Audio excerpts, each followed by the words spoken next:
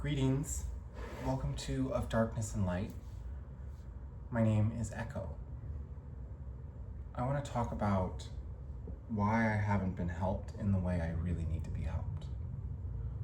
And so the way I really need to be helped as a lady is by another woman. I lost my daughter. I'm a mother. I was abused by my ex. I was abandoned by my family and had the cruelest falling out with my mother. A community of women that were my spiritual sisters backed out when I became myself, for the most part. And then especially when I became abused, disabled. And the way I've lashed out and spoken on the type of healing I need and the very specific hug I need from the blind spot I'm in has made me look wild, especially to somebody that I need a hug from, because I've accused them of the wildest things, because there is a Penrose step that I have blamed them for without explaining fully. It's a situation that happens with me. My mind has been stretched out because of the things I have to consider as possible, while understanding my feeling sense and learning to figure schizophrenia from the inside out. That's a big enough thing to do, right? And I've been doing it by writing fiction that is expansive and all interconnected. And it is telling me things about myself from the inside out that can be helpful to other people and still be entertaining fiction. And some of the earlier work needs to be conformed to not just be a splaying of subconscious, but to be more adaptable to everyone else, and that's why I've been looking for help in that regard. But I'm also making a plan to get on the stage. I've submitted my PlayStation Oracle reading video to some comedy venues in Seattle to see if I can book some straight up time. I don't want to do a walk on. I want to just get 30 minutes. Hear that? That's a disabled boy downstairs. Don't worry. He just doesn't like going to bed if you hear it.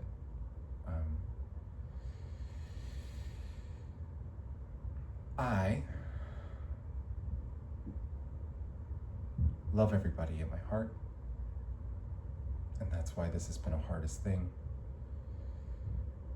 And all of my trauma has been compounded around the many cisgender women who I've reached out to for help, who have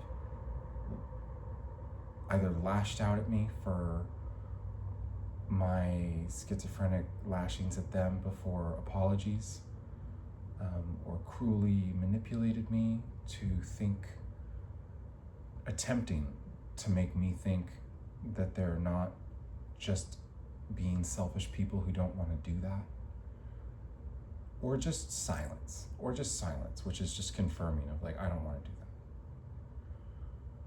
that. And this has been a blanket response to the way I've been traumatized, specifically to kind of be living in my left brain, and the extenuating trauma of working through things like this and logic problems has continued to embolden my dysfunction and some short circuit type feelings I have in my right side.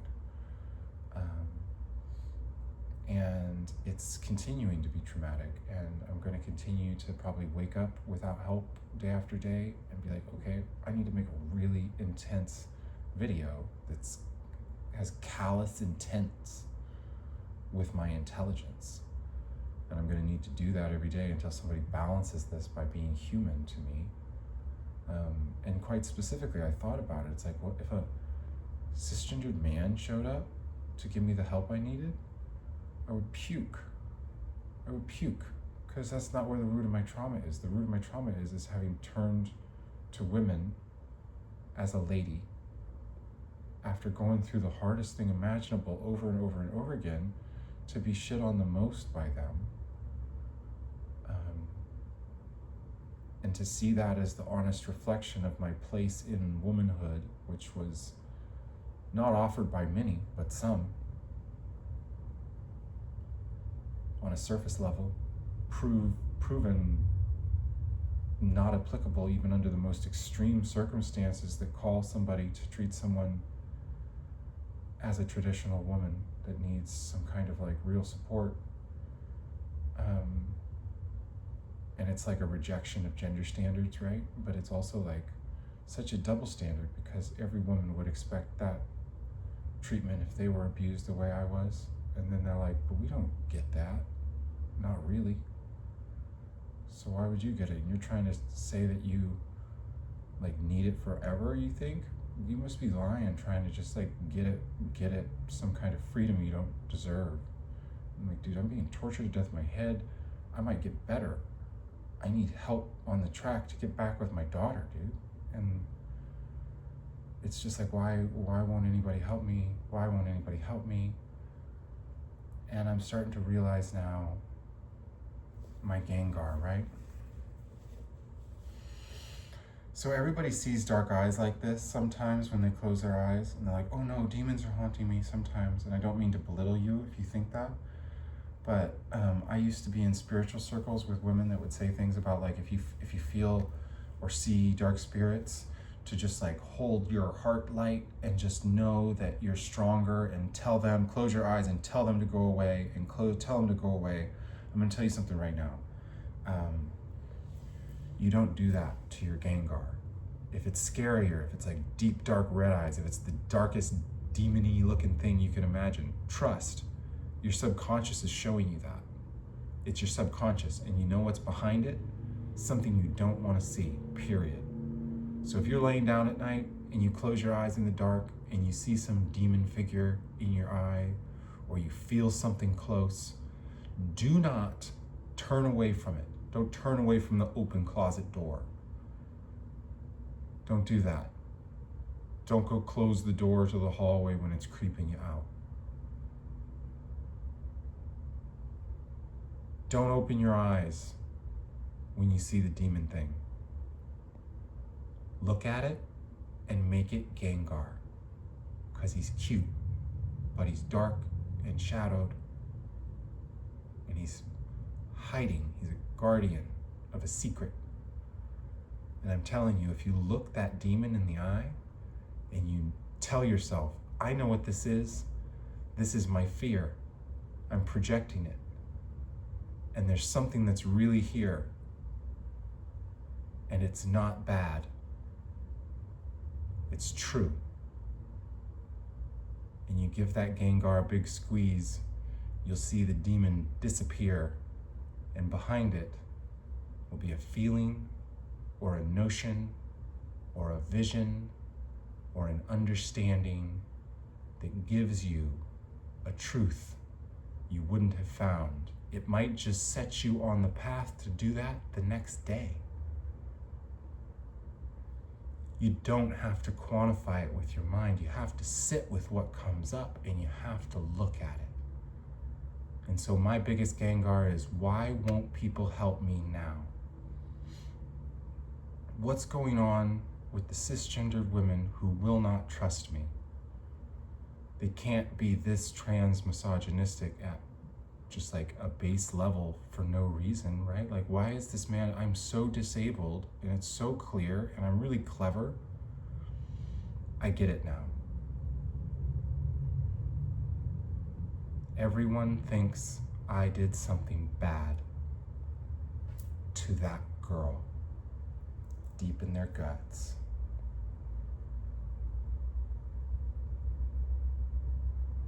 Every cisgender woman has an allegiance to this person who they are protecting by inaction to help me.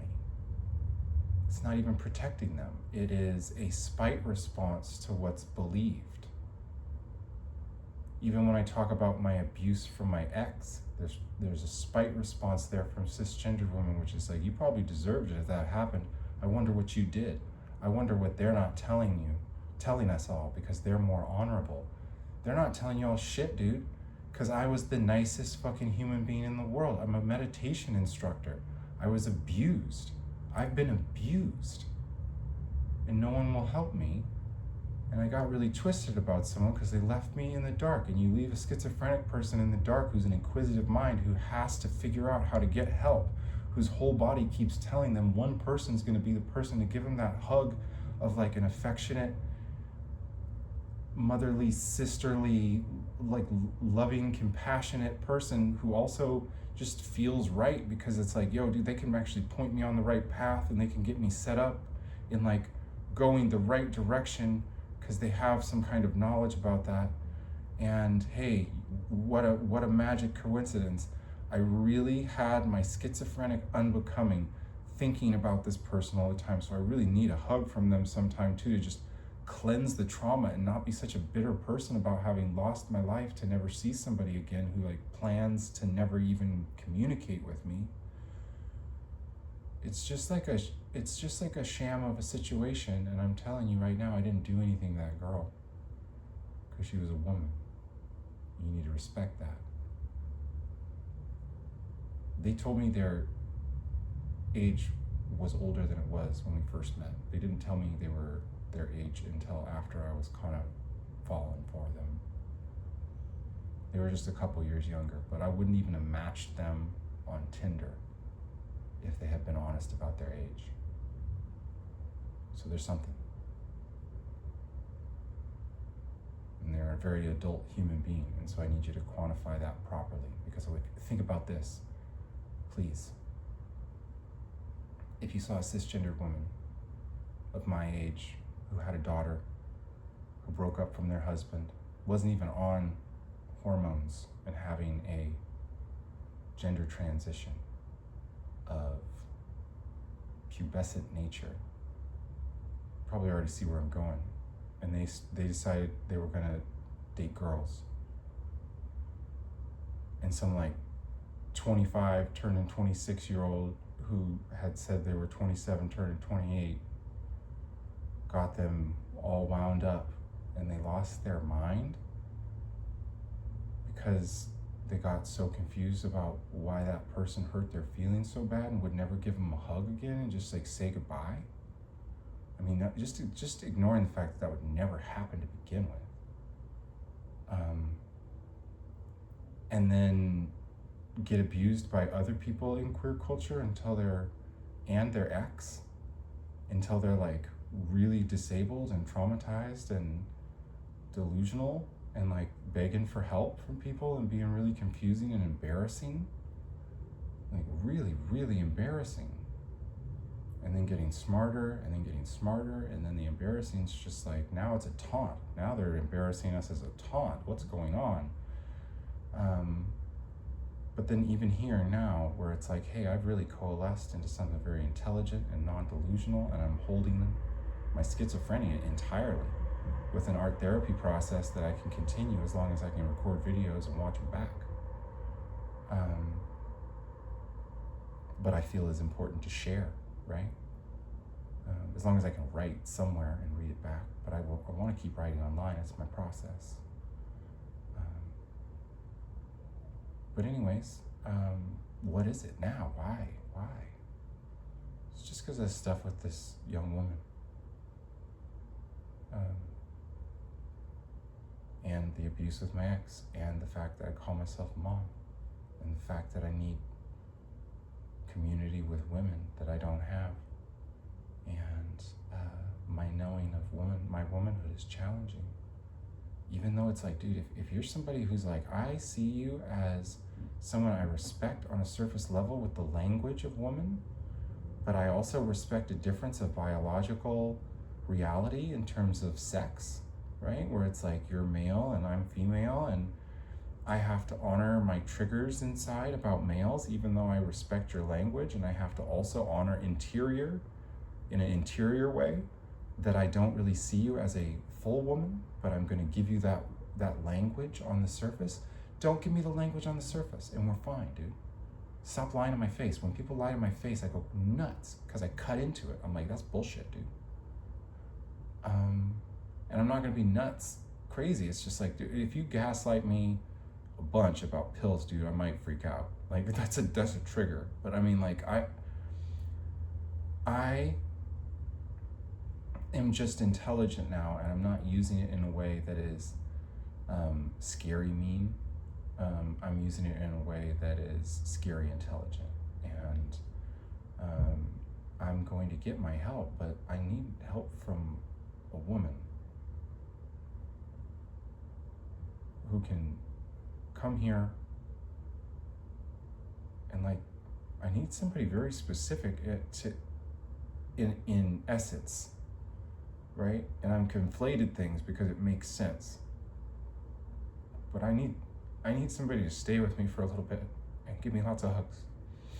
And I know who I want, and that's why I've been saying that, because I also need a hug from them someday, and they're also somebody that could help me. So it's like, it makes sense. Pattern matching or feeling things through time, I don't care.